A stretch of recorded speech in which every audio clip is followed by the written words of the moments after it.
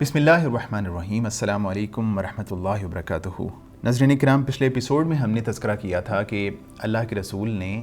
جب پہلا دن گزار لیا مکہ مکرمہ میں، تو اس دن میں اللہ کے رسول نے تمام لوگوں سے خطاب فرمایا تھا اور سب لوگوں کی معافی کا عام اعلان کیا تھا سوائے چند لوگوں کے۔ اور اس کے بعد جب یہ دن بیت گیا اور اگلا دن آیا تو اللہ کے رسول مسجد حرام میں دوبارہ کھڑے ہوئے اور ایک بڑا مجمع وہاں موجود تھا۔ اللہ کے رسول نے فرمایا کہ اللہ تعالیٰ نے مکہ مکرمہ کی حرمت اور اس کو تب سے ہی حرام قرار دے دیا ہے جب اس دنیا کو پیدا فرمایا تھا۔ اور اس کے بعد اللہ کے رسول نے فرمایا کہ جو شخص اللہ اور یوم آخرت پر ایمان رکھتا ہو اس کو چاہیے کہ وہ اس کی حرمت کو پامال نہ کرے، یہاں خون نہ بہائے اور نہ یہاں پہ درخت کاٹے۔ اور اس کے بعد اللہ کے رسول نے فرمایا کہ اگر کوئی شخص یہ کہتا ہے کہ اللہ کے رسول نے بھی تو یہاں قتال کیا ہے، تو آپ نے فرمایا کہ یہ میرا قتال کرنا میرے لیے اور اللہ تعالیٰ نے اپنے رسول کے لیے حلال کر دیا تھا، اور میرے لیے بھی اس مکہ کی حرمت کو ایک دن کی ایک ساتھ میں حلال کیا تھا، اور آج اس کی حرمت اسی طرح واپس لوٹ گئی ہے جس طرح یہ پہلے تھی۔ اور اس کے بعد اللہ کے رسول نے فرمایا کہ اس بات کو جو یہاں موجود ہے، جو یہاں موجود نہیں ہے، اس تک پہنچا دے۔ اور اس کے بعد کیا ہوا کہ اسی دن بنو خزاعہ نے بنو لیث کے ایک آدمی کو قتل کر دیا۔ اصل میں ہوا یہ تھا کہ بنو لیث نے کچھ ہی عرصہ پہلے بنو خزاعہ کے ایک آدمی کو مارا تھا، تو بدلے کے طور پہ بنو خزاعہ نے بنو لیث کے آدمی کو قتل کر دیا۔ تو اللہ کے رسول علیہ الصلوۃ والسلام نے اس بات کو پسند نہیں فرمایا۔ اللہ کے رسول نے ان سے فرمایا کہ قتل سے ہاتھ روک لو، کیونکہ قتل اگر نفع بخش ہوتا تو اب تک بہت قتل ہو چکا ہوتا۔ اور اس کے بعد جو ہے وہ ایک آدمی ابو شاہ رضی اللہ تعالیٰ عنہ وہ آتے ہیں اللہ کے رسول کے پاس اور آ کے کہتے ہیں اللہ کے رسول میرا تعلق یمن سے ہے، تو میں چاہتا ہوں کہ آپ میرے لیے بعض جو ہے نا چیزیں لکھ دیجئے، بعض احکامات لکھ دیجئے۔ تو اللہ کے رسول نے بعض صحابہ سے کہا کہ اکتبوا لی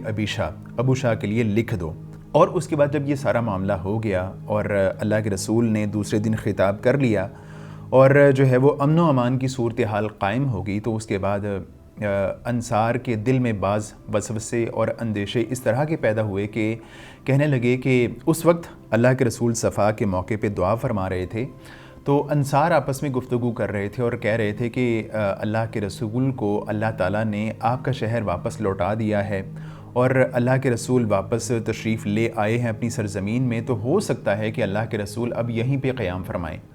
تو اس بات کو اللہ کے رسول علیہ الصلوۃ والسلام نے بھی سن لیا، تو اللہ کے رسول نے ان صحابہ کو بلایا، انصار کو بلایا اور کہنے لگے انصار تم جو بات کر رہے ہو یہ بات ایسی نہیں ہے، میں اب یہاں قیام نہیں کروں گا، اب میری زندگی اور میری موت تمہارے ساتھ ہے، میں تمہارے ساتھ ہی جیوں گا اور تمہارے ساتھ ہی میری جو ہے وہ موت ہوگی، میری وفات ہوگی۔ اس کے بعد اللہ کے رسول علیہ الصلوۃ والسلام نے ایک بڑے مجمع سے اور ایک کافی تعداد میں جو لوگ موجود تھے ان سے بیعت لینے کے سلسلے کا آغاز کیا، اور اللہ کے رسول اس وقت صفا میں ہی موجود تھے۔ کافی سارے لوگوں نے اللہ کے رسول کے ہاتھ پر بیعت کی، اور جو حضرت عمر فاروق رضی اللہ تعالیٰ عنہ تھے وہ اس وقت اللہ کے رسول علیہ الصلوۃ والسلام سے ذرا نیچے کھڑے ہوئے تھے اور لوگوں سے جو ہے وہ عہد و پیمان لے رہے تھے۔ بیعت مکمل ہونے کے بعد اللہ کے رسول علیہ الصلوۃ والسلام نے مکہ مکرمہ میں 19 دن قیام فرمایا، اور اس دوران میں اللہ کے رسول نے جو اسلام کے نقوش ہیں ان کو باقی رکھنے اور ان کی تجدید کرنے کا اہتمام اس طرح فرمایا کہ اللہ کے رسول نے بعض سرایا اور بعض صحابہ کو جو آس پاس بڑے بڑے بت تھے ان کو توڑنے کے لیے روانہ فرمایا۔ اسی طرح اللہ کے رسول نے ایک جو منادی تھا اس کو بھیجا، اس نے پورے مکہ میں اعلان کروایا کہ آج کے بعد جس کے پاس بھی بت موجود ہے اپنے گھر میں وہ اس کو توڑ دے، اور اس طرح اللہ کے رسول کے حکم کے مطابق مکہ مکرمہ میں لوگوں نے اپنے بتوں کو توڑ دیا۔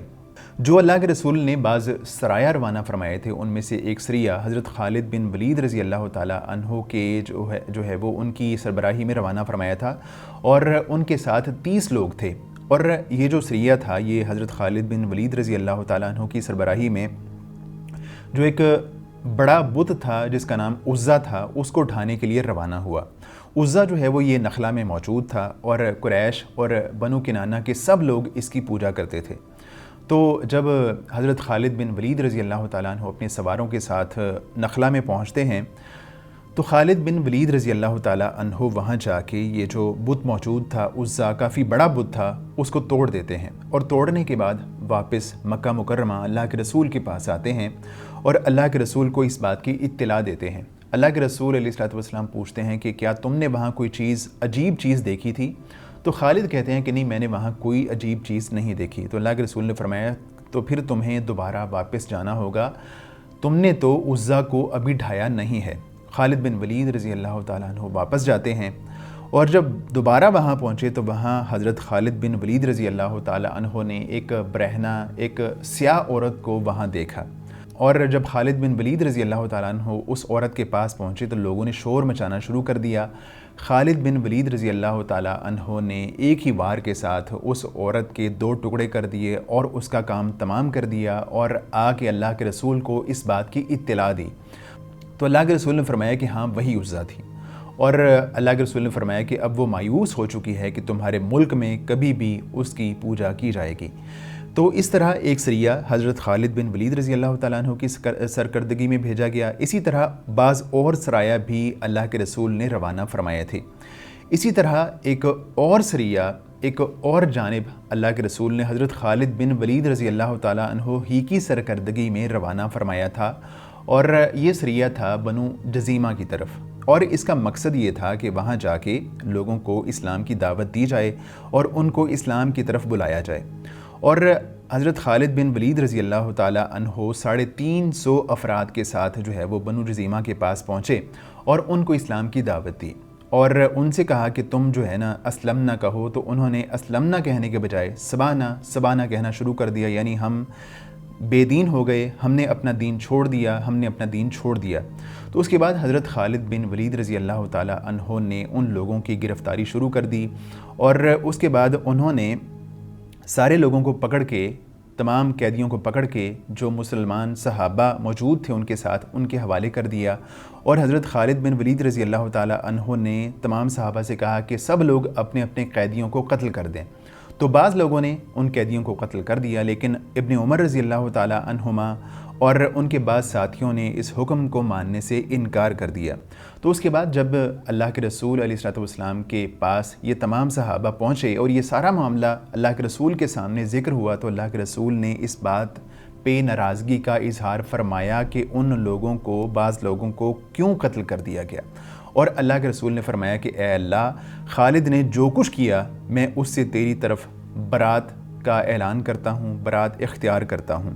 تو اللہ کے رسول نے فیصلہ فرمایا کہ ان تمام قیدیوں کا فدیہ ادا کیا جائے گا اور ان کے نقصانات کا معاوضہ ان کو ادا کیا جائے گا، اور اس طرح ان قیدیوں کے قتل کا معاوضہ ادا کرنے کے لیے اللہ کے رسول علیہ الصلوۃ والسلام نے حضرت علی رضی اللہ تعالیٰ عنہ کو روانہ فرمایا، اور علی رضی اللہ تعالیٰ عنہ نے وہ معاوضہ ان کو ادا فرمایا۔ اس دوران میں حضرت عبد الرحمن بن عوف رضی اللہ تعالیٰ عنہ اور حضرت خالد بن ولید رضی اللہ تعالیٰ عنہ کے درمیان میں بعض